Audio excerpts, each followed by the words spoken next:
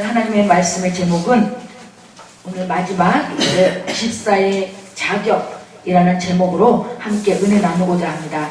그래서 이제 3주간을 거쳐서 집사 직분을 왜 받아야 되고 왜 주셨는지, 직분을 왜 주시고 왜 세우는 건지 쭉 3주간에 걸쳐서 이렇게 해서 이제 집사에 대해서 이렇게 말씀을 전했습니다. 이게 원래 이제 평일날 모여서 이렇게 해야 되는데 우리 성도님들이 시간이 없는 관계로 주일날 이렇게 이제 말씀을 전하는데, 우리가 알고 받은 거하고 모르고 받은 거하고 또 알고 있어야지, 또 우리가 알고 있어서 그걸 행하는 거하고 모르고 하는 거하고 천치 차이거든요. 천차만별 차이거든요. 그래서 우리 이 나이에 그렇게 생각하지 마시고, 인생은 지금 100세 시대를 향하고 가고 있고, 우리는 하나님의 자녀로서 하나님의 자녀답게 살려면 이 모든 것이 어린아이든 남녀노소 불문하고 다 알 건 알고 우리가 또 갖추어져 있어야지만이 하나님 보시기에 우리 하나님 자녀답게 세상에서도 떳떳하게 말할 수 있고 알 수 있고 전할 수 있다는 거예요. 그래서 이 자격이라는 뜻을 이렇게 사전에 살펴보니까 어떤 신분이나 지위를 가지는데 필요한 조건 또는 능력이라고 이렇게 사전에 나와 있더라고요. 근데 이 세상에서 회사에서 사업장에서 직원들을 뽑을 때 어떤 조건, 이러한 자격을 갖춰야 된다고 조건을 내세워서 신문이나 아니면 어디 직장 구하는데 그 사이트에 이제 이렇게 내놓은 걸 봐요. 이제 교회에 뭐 부목사, 전도사, 강도사 이런 구하는 이제 사이트, 구인구지 그런 사이트에 내놓으면은 어떤 뭐 이렇게 전도사 구하는데 뭐 운전면허도 있어야 되고 운전할 수 있어야 되고 새벽기도를 인도해야 되고 또 주일학교를 인도해야 되고 그런 거를 쭉 나열을 해놓은 그걸 보고 이렇게 직분자들, 사역자들을 뽑는 거를 보게 됩니다. 그러나 세상에서는 그 자격이 미달됐을 때 가차없이 이렇게 뭐라 그럴까? 뽑지 않는다던가나 아니면은 다른 사람들을 또 채용을 해요. 그렇지만 우리 기독교, 우리 하나님의 이 직분을 뽑는 거는 자격이 있지만 오늘 본문과 같이 직분자의 자격을 다룰 때 유의할 점이 있습니다. 오늘 아까 말씀 읽은 이 본문에서 말하는 자격 기준을 완벽히 갖추는 사람은 이 세상에 하나도 없습니다. 그래서 그 기준을 갖출 때까지 기다렸다가 직분자를 세우는 일은 불가능한 것을 알아야 합니다. 의인은 없나니 하나도 없고 완벽한 사람 아무도 없습니다. 먼지 털어서 안 나는 사람 없고요. 다 뜯어보면 다 거기서 거깁니다. 실수투성이고 사람은요. 다 잘한 그 사람이 보기에 정말 나는 잘한 것 같아도 그 사람 못하는 부분이 있고, 그 사람 나는 아무것도 못해도 그 사람 또 잘하는 부분이 있어요. 네. 그래서 그럼에도 불구하고 오늘 사도 바울은 오늘 본문에서 집사의 자격을 제시하고 있습니다. 왜 그럴까요? 먼저 사도가 직분자의 자격을 제시할 때 어떤 마음을 가졌는가를 살펴볼 수가 있습니다. 저번 주에 말씀드렸던 것처럼 바울은 자신이 주님 앞에 사도의 직분을 받았다는 사실을 분명히 명백히 알았습니다. 왜냐고요? 다메섹 도상에서 부활의 주님을 빛으로 찾아오셔서 그를 복음 전하는 사도로 직접 세우셨기 때문입니다. 이때 바울은 자격이 있어서 사도의 직분을 받은 것이 아니라 전에는 비방자요, 박해자요, 폭행자였으나 오직 주님의 은혜로 직분을 받았다고 저번 주에 말씀을 드렸습니다. 그래서 1장 12절에 바울의 고백의 내용을 보면은 나를 능하게 하신 그리스도 예수 오직 주께 내가 감사함은 나를 충성되게 여겨 직분을 맡겨주셨다고 고백합니다.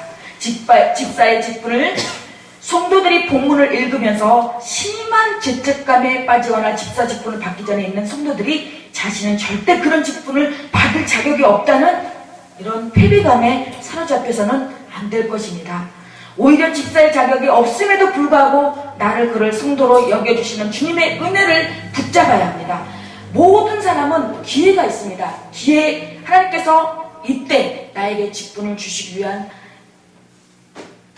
기회가 아닌가. 이 기회를 그냥 허투루 보지 말고, 허투루 흘려보내지 말고, 하나님께서 이 기회를 통해서 아름다운 교회에서 김승희 목사를 통해서 나에게 직분을 주시는 하나님의 뜻이 어디에 있는가.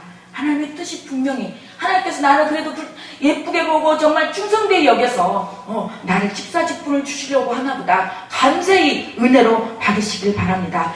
충성스럽지도 못한 나를 당신의 은혜로 충성되게 여겨주시는 그 은혜에 의지하여 더욱 집사의 직분을 온전히 감당하도록 힘써야 합니다. 나의 혈기와 열정으로 집사직의 기준에 도달하려고 애쓰기보다는 나를 그렇게 여겨주시는 주님의 은혜에 감사해서 힘입어서 최선을 다해 직분자의 삶을 살아야 합니다. 8절에 보면 이와 같은 집사들도 라는 말로 시작합니다. 이 말은 바로 앞단락에 나오는 직분자, 즉 감독과 장로 또는 목사의 직분을 맡은 자들처럼 집사들도 그런 기준을 갖춰야 한다는 말입니다. 먼저 집사 직분을 맡은 성도는 정중해야 합니다. 8절에 보면 이와 같이 집사들도 정중하고라는 말이 나옵니다. 정중하라는 말은 즉 다시 말해서 존경을 받아야 한다는 뜻입니다. 주님을 믿는 모든 성도가 그러해야 하지만 특별히 집사와 같은 직분자들은 사람들로부터 더욱 존경을 받아야 됩니다.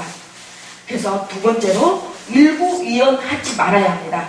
쉽게 말해서 여기서는 이렇게 말하고 저기서는 이렇게 말하고 예수님을 믿는 직분자는 다시 자신의 언행에 일관성이 있어야 합니다. 한 가지 사실을 두고 자신에게 유리한 쪽으로 말을 바꾸지 말아야 합니다. 말이 곧 그 사람의 인격이기 때문에 그렇습니다. 이 말이라는 게요, 정말 또 어떤 사람은요, 나는 예를 들어서 그냥 난 했는데 그 말을 오히려 더 보태서 보태서 얹어서 또 막 이렇게 상대방에게 전하는 사람, 그거 이간질하는 거. 하나님께서 애니고까지 미워하는 게 있다고 했어요. 그게 이간질하는 것도 포함되어 있단 말이에요. 사람과 사람 사이에 이간질 시키고 근데다가 정말 하나님의 자녀는 상대방이 예를 들어서 상대방이 저 사람의 상대방에 대해서 나쁘게 말을 했다 해더라도 설사 흉을 봤어요. 그 사람에 대해서. 그래도 상대방에다가는 그 사람 그런 사람이 아니고 좋은 쪽으로 얘기해 주는 게 그게 바로 우리 하나님의 자녀된 사람들로서 이 언행이란 말이에요. 그래서 보면은 그것 때문에 상처받은 사람들이 얼마나 많은지 몰라요. 교회 안에서. 그래서 그것 때문에 교회를 떠나는 사람도 있고요. 그것 때문에 상처받아서 교회에 영원히 이렇게 신앙생활을 접는 경우도 많이 보게 됐어요.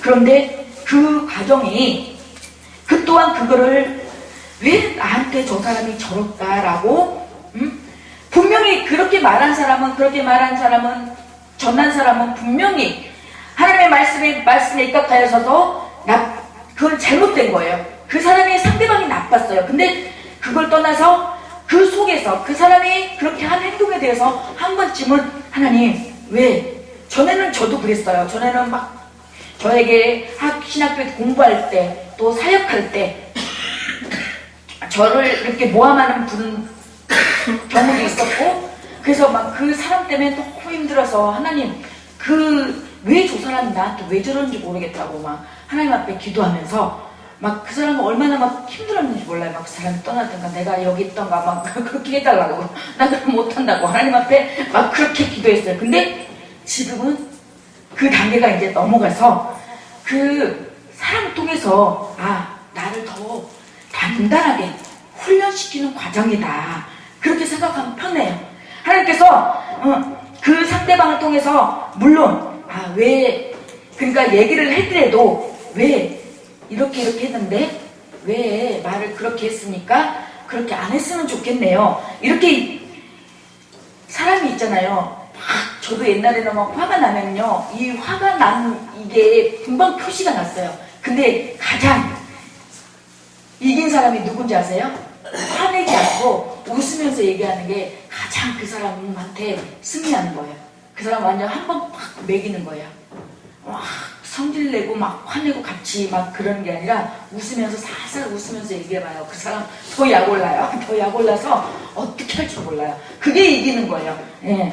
그래서 지혜롭게 이렇게 말도 지혜롭게. 그래서 저 아는 어떤 목사님도 그 얼토당토 안 한 얘기를 해서 막 너무 마음속에서 화가 나는데 웃으면서 그 말을 하기 전에, 정죄하기 전에, 비판하기 전에 먼저 하나님 앞에 기도해보고, 상대방한테 말하기 전에 기도해보고 이 말이 맞는지 타당성 있는 건지 기도해보고 얘기해야 되는 거 아니냐고 그렇게 웃으면서 얘기했더니 상대방 쪽에서 아무 말도 못하다는 거, 아무 말도 못하더래요.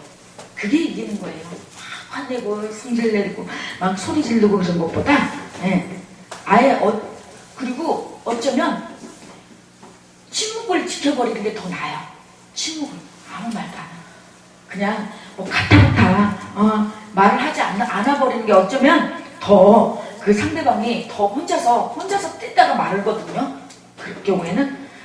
그래서 우리가 이 집사 직분 아니라 집사 직분을 받는 사람이 이 직분자들만 이렇게 해서는 해야 되는 게 아니라 우리 성도들은 정말로 일부이언을 하지 말아야 돼요. 정말 교회 안에서 이 말 때문에 정말 보이지 않는 칼이에요. 이 말은, 언행은.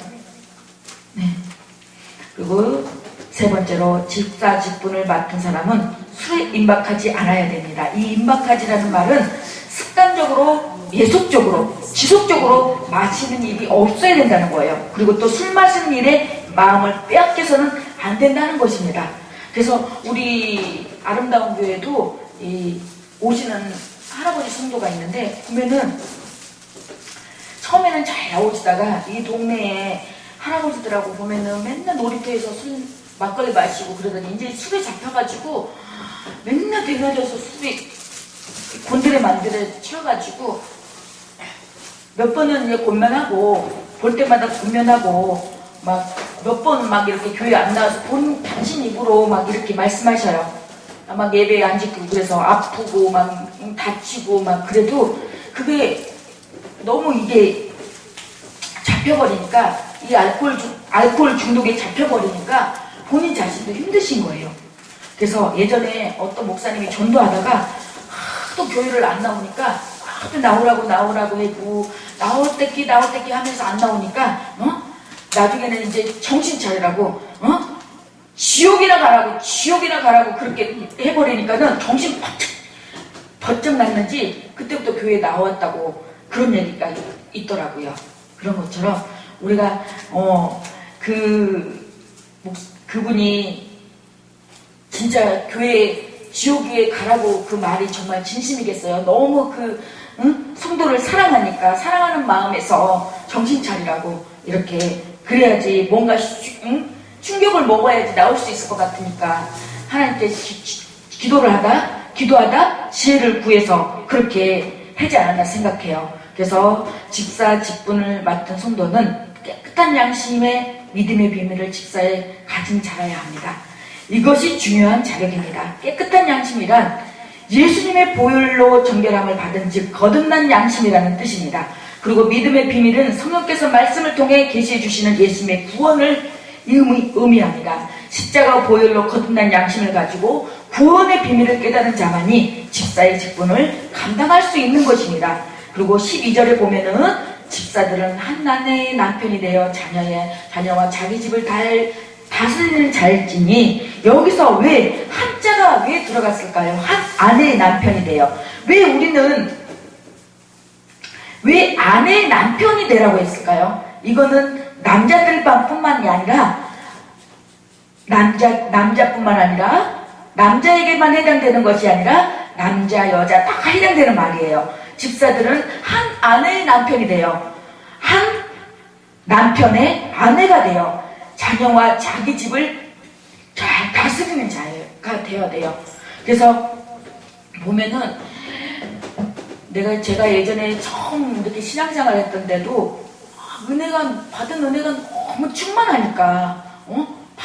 너무 충만하니까 막 그냥 막 집안일도 막 팽개쳐 놓고 막 교회 예배 드리러 가고 막 봉사하러 가고 그래가지고 막 남편이 찾아오고 막 그런 걸 보게 됐어요. 막 그 교회 다니면서 막 교회 미쳐갖고 집안일도 안 하고 다니고 애도 막 저기 하고 다닌다고.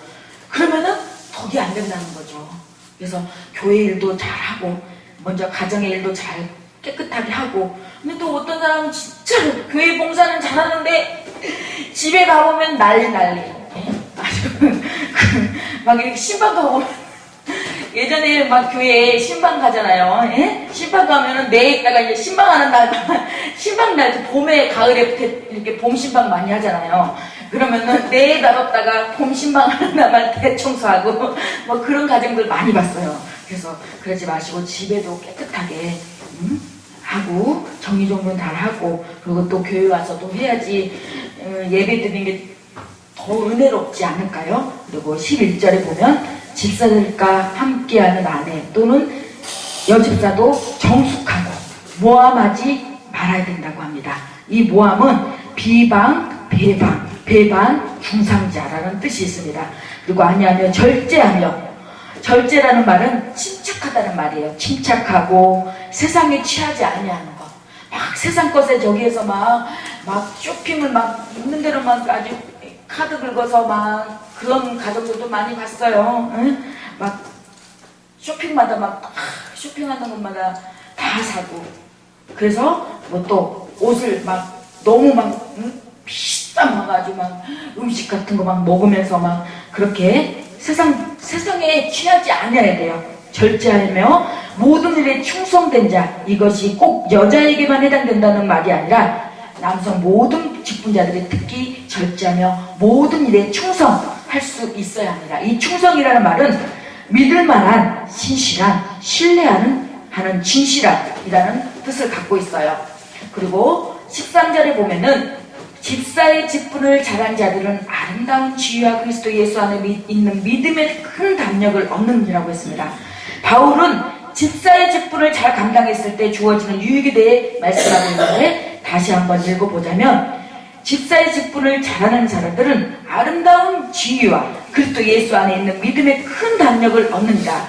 여기에서 아름다운 지위는 집사 직분을 잘 감당하는 사람은 그를 향해 성도들이 가지는 존경과 인정을 가리킵니다. 그리고 큰 담력이라는 것은 복음에 대한 확신을 가리킵니다. 그래서 집사의 직분을 잘 감당하는 사람은 성도로부터 존경을 받으며 그리스도 안에 있는 믿음 가운데 복음에 대한 확신을 누릴 수 있다는 말입니다. 그래서 우리의 경건 행위의 직분의 자격을 두지 말고 어떤 우리의 행위의 직분의 자격을 두지 말고 오직 예수께서 완성하신 경건의 비밀에 의지하여 여러분의 직분을 감당해 가시길 부탁드립니다. 그래서 15절에 보면 만일 내가 지체하면 너로 하여금 하나님의 집에서 어떻게 행해야 할지를 알게 하려 하매니 이 집은 살아계신 하나님의 교회요 진리의 기둥과 터니라. 이 집은 이 예배당은 살아계신 하나님의 교회요 진리의 기둥과 터라고 했습니다. 그래서 우리 그 다음에 16절에 보면은 크도다 경건의 비밀이여 그렇지 않다 하는 이 없도다. 여기에 이 16절이 이 디모데전서 3장 16절이 가장 중요한 구절이에요.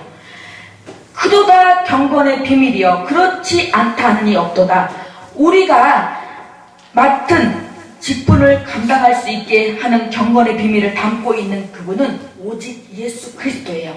내 힘으로 되지 아니하고 내 능으로 되지 아니하고 오직 여호와 하나님의 힘으로 된다고 했습니다. 우리가 이 직분을 감당할 수 있는 것은 내가 잘나서도가 아니고 내가 내 지식으로 내 생각으로 내가 똑똑해서가 아니라 오직 예수 그리스도께서 우리에게 능력을 주시고 힘을 주시고 할 수 있게끔 그 모든 것을 허락해 주시고 능하게 하시기 때문에 우리가 할 수 있다는 것이에요. 그래서 예수 그리스도 그분은 그리스도라는 직분을 완벽히 수행하셔서 모든 직분자에게 모범이 되셨습니다. 그래서 우리가 예수님 안에 있는 이 믿음의 큰 담력을 가지고 진리의 기둥과 터가 되는 우리 교회를 가슴에 품고 살아가기를 정말 간절히 부탁을 드립니다. 그래서 오늘 이 디모데전서 3장 8절에서 13절 보면은 이 3장 집사의 자격이 나옵니다. 그리고 또 한 곳에 나오는 곳이 사도행전 6장 1절에서 7절에 나오는데, 이 사도행전 6장에는 교회의 집사 직분이 최초에 어떻게 세워졌는가 대해 말씀해 주고 있습니다. 사도들이 말씀 전하는 일과 기도하는 일에 전무하게 되자 공개, 이렇게 어려운 사람들 도와주고 또 이렇게 교회 일 하는 일과 구제하는 일 등 교회의 재반, 살림살이를 맡아야 할 직분자가 필요했습니다. 그래서 이 일에 대하여 사도들이 제자들을 향하여 우리가 하나님의 말씀을 제쳐놓고 공개를 일삼는 것이 마땅치 아니하니, 형제들아 너희 가운데서 성령과 지혜가 충만하여 칭찬 듣는 사람 7을 택하라. 우리가 이 일을 저에게 맡기고 우리는 기도하는 일과 말씀 전하는 것을 전무하리라고 했던 것입니다. 그래서 교회 집사직은, 집사라는 말은 원래 원어로 볼 때 구제라는 말과 같은 뜻으로 사용되었습니다. 그래서 집사는 디아코니아, 이 말은 구제라는 말과 동일한 뿐만 아니라 봉사, 섬기는 일, 그리고 같은 의미를 사용하고, 옛날에는 잘 사는 집안에 이 관리 비슷한 청지기를 두었어요. 그래서 이들을 집사라고 부르기도 했는데, 사도들은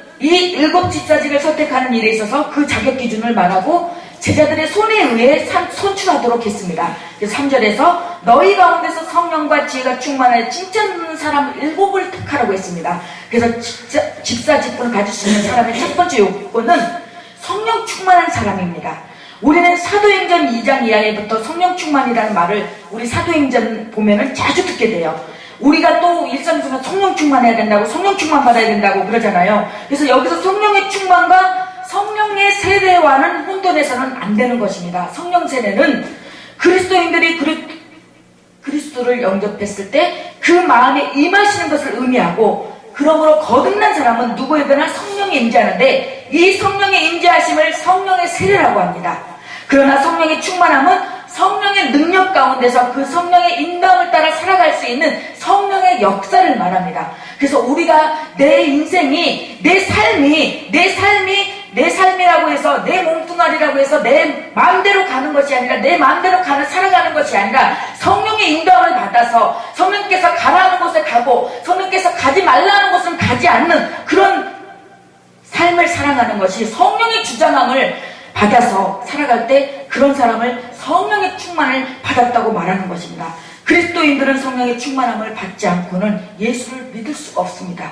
그러나 그런 사람은 육신의 생활에 얽매게 되어 성령으로 생활을 살아갈 수가 없는 것이죠. 그래서 하나님 나라에는 말에 있지 아니하고 능력이 있다고 했습니다. 성령의 충만함을 받지 않고는 하나님의 뜻대로 살아갈 수가 없는 것입니다. 능력이란 곧 성령이 베푸시는 성령의 능력을 의미합니다. 충만이란 말은 그릇에 꽉 차서 다른 것이 전혀 들어갈 수 없는 상태를 말하는 것입니다. 그래서 그 성령에서 헤어나올 수 없는 상태를 의미하는 것입니다. 그래서 우리는 이 성령 충만을 받아서 내 안에 그 다른 어떤 것들, 성령님이 아닌 그 다른 어떤 것들, 세상적인 것들, 시기, 질투, 원망, 불평, 두려움, 염려, 불안 것들이 들어오지 못하도록 성령 충만이 성령께서 꽉 차 있어야 돼요. 그래서 성령 충만한 사람은 성령의 일을 생각해요. 성령으로 몸의 행실을 죽이는 생활을 합니다. 그리고 성령의 인도하심을 받는 것입니다. 성령이 내 안에서 내 인격을 지배하고 내 생활을 지배하고 있는 상태가 성령 충만한 상태인 것입니다. 그리고 두 번째로 믿음이 충만한 사람입니다. 5절 말씀에서 보면은, 사도행전 6장 5절에 보면은 집사로 선출된 사람들은 믿음과 성령이 충만한 사람이었다고 했습니다. 여기서 말하는 믿음이란 그리스도에 대한 믿음이며 말씀에 대한 믿음을 가리킵니다. 그리스도에 대한 믿음은 두 가지로 말할 수 있는데, 하나는 대속의 은혜를 믿는 믿음입니다. 이것은 제사함을 믿는 믿음으로 그리스도의 대속의 죽으심을 믿는 믿음입니다. 다른 하나는 부활에 대한 믿음입니다. 그래서 쉽게 말해서 하나님께서 내 죄를 대신해서, 예수님께서 내 죄를 대신해 십자가에 못 박혀 돌아가심으로 말미암아 나는 죄속함을 받고 영원한 생명을 얻었다는 그 믿음은, 확실한 이 믿음을 가지고 있어야 되고, 또 하나는 우리 예수님께서 장사니 사흘 만에 다시 부활하신 그 부활에 대한 믿음을 다시 확실히 갖고 있어야 된다는 것입니다. 대속에 대한 믿음은 속죄의 확신을 주고 부활에 대한 믿음은 의로움과 영원한 생명에 대한 확신을 줍니다. 이 믿음이 우리의 구원의 확신을 주며 우리들로 하나님의 자녀답게 살 수 있는 능력을 줍니다. 다음에는 집사는 지혜가 충만한 사람이어야 됩니다. 지혜란 소피아로 이 말의 뜻은 하나님을 경외하는 지식을 말합니다. 또 소위 우리가 어떤 일을 할 때 지혜롭게 할 수 있는 그런 지혜도 있지만 오늘 이 성경에서 말하는 이 지혜는 하나님을 경외하는 지식을 말하는 거예요. 이 지혜의 특성은 성결하고 화평하고 관용하고 양순하며 긍휼과 선한 열매가 가득하고 편벽과 거짓이 없다고 했습니다. 그래서 이 지혜의 특성은 우리가 성결, 깨끗해야 돼요. 그리고 화평해야 돼요. 모든 사람들과 화평하고 그 사람의 내가 봤을 때 저 사람이 상대방이 저 사람은 왜 저럴까? 정말 내 기준에 있어서 저건 아니야 해도 그 사람은 그 사람으로 인정하고 그냥 관용하고 받아들이세요. 그리고 양순하며 긍휼과 선한 열매가 가득하고 편법과 거짓이 없다고 했습니다. 다음에는 집사가 칭찬 듣는 사람이어야 됩니다. 칭찬을 듣는다는 말은 모든 사람에게 인정을 받는다는 것입니다. 교회 일꾼은 먼저 사람에게 인정을 받을 수 있어야 합니다. 그래서 교회의 중직을 맡은 일의 모든 성도들에 의해 선출하도록 한 것입니다. 그의 충성스러움이 모든 사람에게 인정받아야 하기 때문입니다. 이 같은 사도들의 공고에 모든 사람들이 기뻐하며 7명의 집사가 선출됩니다. 이 성경의 사도행전 6장에 보면은 7명의 집사는 스데반, 빌립, 보로고로, 니가노로, 디몬, 베나나, 니골라 등입니다. 선출된 이들에게 사도들이 기도하고 안수함으로 집사직에 오른 것입니다. 이처럼 집사를 세운 후부터 하나님의 말씀이 더욱 왕성하여 제사의 수요가 많아져 허다한 제사장의 무리들까지 복음에 복종했다고 했습니다. 그래서 왜 더 하나님의 말씀이 더욱 왕성해졌나 하면은 사도들이 이 나머지 어떤 교회에 막 이런 일 저런 일을 다 이렇게 집사해서 집사직분을 준 사람에게 이렇게 하고 분담을 하니까 사도들이 할 일은 사도들이 하고 사도들이 할 일은 오직 기도하는 일과 말씀 가르치는 거에 전무를 하니까 더욱더 말씀이 더욱 왕성하여지고 제자의 수요가 많아져 허다한 제사장의 무리들까지 복음에 복종했다고 했습니다. 그렇습니다. 다 지금 큰교회 다니시는 교회 아까 우리 성도님도 있다고 했는데 큰교회는 다 목사님들도 몇 명이 되고 다 크잖아요. 그 전도사 다 각자 한 직임이 있어요.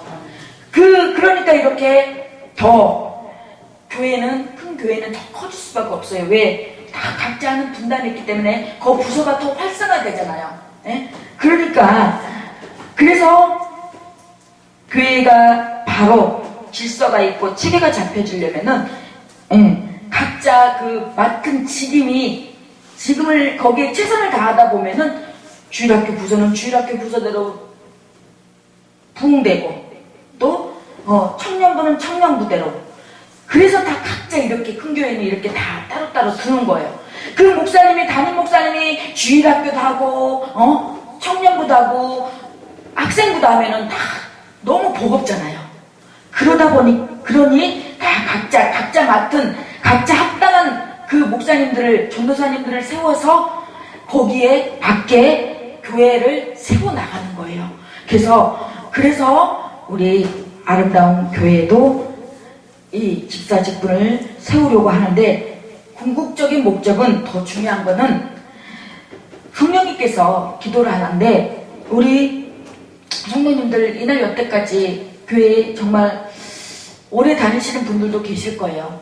신앙생활 하신 지 오래되신 분들도 있는데 이제 이 세상에 사시면 얼마나 사시겠어요. 사시는데 하나님 나라 가는데 솔직히 저기도 없이 그냥 가시는 것보다 그래도 집사직분 받고 하나님 나라 가는 게 그래도 하나님 보시기에 보기도 좋고 또 부르기도 좋고 또 그런 부분에서 또 보시기에 또 제가 봤을 때 이분은 주어도 되겠다. 말씀 부분이나 이런 부분에서 그래서 이렇게 하는데 그렇다고 아무나 주지는 않습니다. 그래서 몇 분 가운데 또 그렇다고 당사자가 본인이 원한다면 저는 드립니다. 그렇지만 싫은데 억지로 하라고는 또 그렇지 않습니다. 하나님의 직분이 하나님의 일이 뭐 억지로 한다고 되는 것도 아니고 그렇지만 제가 이렇게 해서 하시라고 하신 분은 기꺼이 순종해서 하시다 보면은 하나님께서 놀라운 것으로 영의 것으로 육의 것으로 하나님께서 채워주심을 믿고 순종하며 나아가시길 바랍니다. 마지막으로 교회가 집사를 세우는 이유는 사도행전 6장 1절에 보면 사도행전에 보면은 6장에 보면은 사도들의 바쁜 사역을 돕기 위해서 그리고 구제하기 위해서 또 교회 재정과 운영을 협조하기 위해서 그래서 사도의 영적인 일에 힘쓰게 하기 위해서 그래서 사도들은 기도하는 것과 말씀 전하는 것을 전무할인이라고 했습니다. 그래서 섬기는 일을 하기 위해서 그래서 집사 직분을 준다고 했습니다. 그래서 우리가 이 아름다운 교회가 3주간을 걸쳐서 이렇게 해서 이제 집사의 자격까지 해서 이제 이 직분에 대한 것은 재직에 관한 것은 오늘부로 이제 설교를 마칩니다. 그리고 이제 다음 주에는 종료주일이에요. 종료주일이면서 이제 고난주간이 시작됐습니다. 그래서 고난주간인데 우리가 그냥 이 무의미하게 지나가는 것이 아니라 일주일에 한 번, 부활주일까지 딱 고난주간 일주일이에요. 일주일에 정말 말씀을 읽고 말씀이라도 한 번 더 본다던가 아니면은 하루 한 끼라도 금식하면서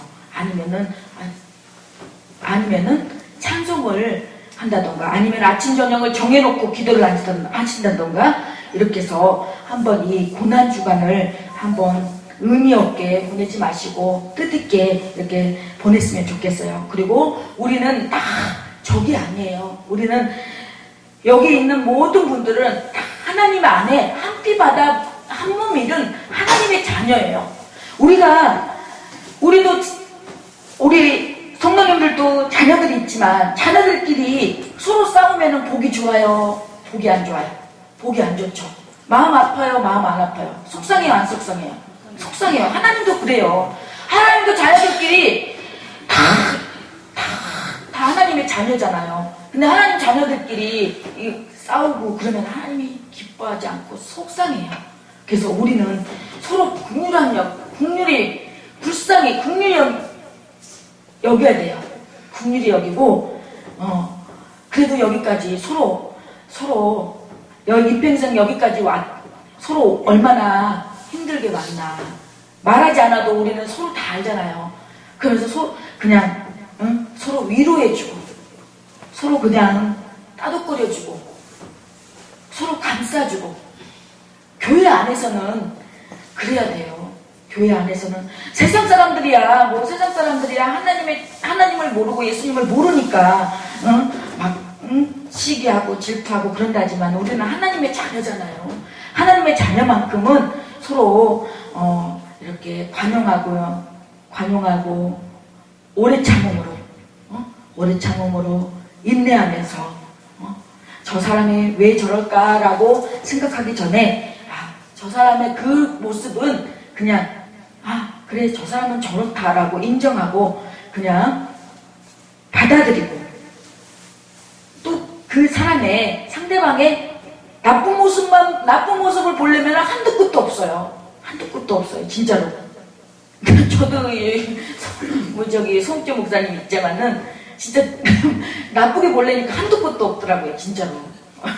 진짜 식사하는 것도 보기 싫고 근데 그러려니까 내가 아무 저겠어요. 그래서 좋은 것만 진짜 이 청소도 잘하고 정리정돈을 얼마나 잘하는지 몰라요. 그래서 그런 것도 이렇게 좋은 것만 이렇게 보니까 예뻐 보이고 그렇더라고요. 그러니까 우리가 서로 이렇게 다 하나님의 뜻과 섭리가 있어서 우리 아름다운 교회에서 만났고 또 여기서 이렇게 또 만났어요. 그래서 우리가 서로 사랑하면서 불쌍히 여기면서 다 이 험악한 세상 살아오면서 얼마나 다 힘들어요. 그러니까 여기 교회 와서만이라도 서로 위로하고 따뜻거려주고 우리 그렇게 함께 가기를 예수님의 이름으로 간절히 축원합니다. 네.